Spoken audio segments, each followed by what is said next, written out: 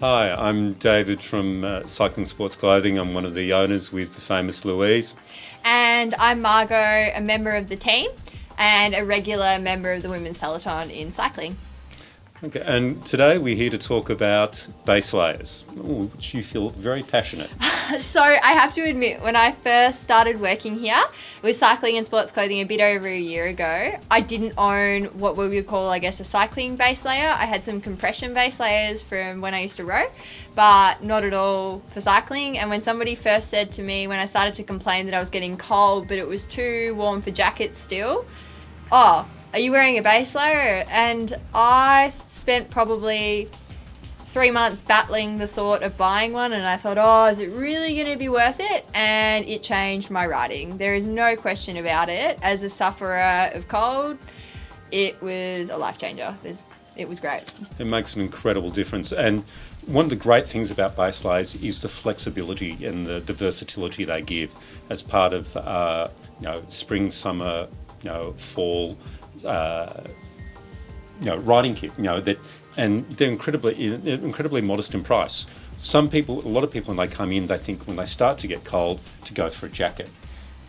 Jackets are probably one of the most, perceived. I suppose people get them wanting to keep warm in winter, but I can tell you that what jackets don't offer is versatility. They are not flexible. And as you've probably seen in store and when you've been looking at cycling kit for the winter months, they're quite bulky. Can you imagine trying to fit one of those big bulky jackets into your back pocket while you're out riding? There's no way. I mean, even trying to fold up rain jackets and some of those kind of things is difficult when you're out riding. A base layer, as we showed earlier, it folds up into a fist size, so you can stick that in your back pocket. I know that when I'm out riding, the last thing I want is stuff sticking out of my back pocket and extra weight for those climbs. Well, and also to that if you're wearing a jacket, you can't really take it off because a lot of the time you're not wearing that much underneath. The great thing about base layers, and for a lot of cyclists in Australia, we're often riding in very changeable conditions. So things like the events in the hill country, and even around the Bay in the day here in Melbourne, you'll often start off in the cold morning, maybe even with a bit of drizzle, and at times you'll be riding hard and be hot. You might have to wait for a ferry or be on a ferry. You need to adapt to a lot of changing conditions, and a jacket doesn't really do that for you. However, a base layer as part of a mix of cycling gear can be layered up and layered down and very lightweight.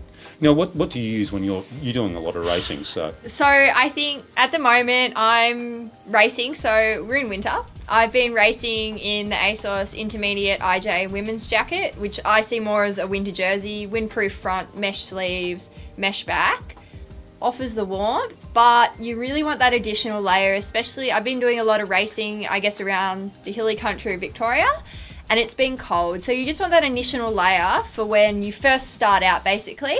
And once you warm up, because the base layers don't make you hot, it's about spot on. And I found that 1 or 2 base layers, I've been wearing the Craft Active Extreme. I keep pulling it out because it's my favourite. Mm-hmm. And that's been spot on for this time of year. I think come summer, I'll probably get one of the cool mesh for that bit more versatility. But for this time of year when it's cold, it's perfect. Yeah. And the great things about base layers is they're all, both the summer and the winter, they're very high wicking garments. So they get the moisture and they rip it away from your skin and move it to the outer layers. So, you were saying earlier about, the café. Oh, yeah.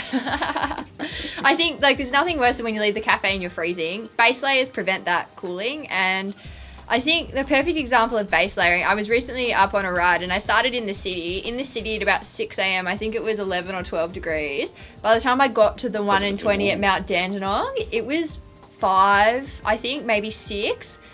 I got to the bottom of the descent and I pulled on my base layer at the top. Smartest thing I did, because even when I got to the descent that time around, I think with the Garmin was 4 or 5 degrees, so the temperature difference was 8 degrees between the city and out there. The best thing about base layers, as we said, is the flexibility of them. I can take one with me on long rides to Kinglake or whatever, and it saves me. Yeah. Okay, so we've had a bit of discussion about base layers. So some of the things hopefully you've taken from this, and correct me if I missed something, Margeaux, is they add an awful lot of flexibility to your kit. They're really lightweight, so you can take them on and off in a ride. They're also very modest in cost, and they really do make a difference. So if you're building a cycling kit, or as a beginner, or even as an experienced rider, an elite rider as Margeaux is doing it, there's something to consider and look at. And we have a range. So as always, if you have any questions, please feel free to contact us, online through email, call us, or come in store and talk to us. Enjoy your riding.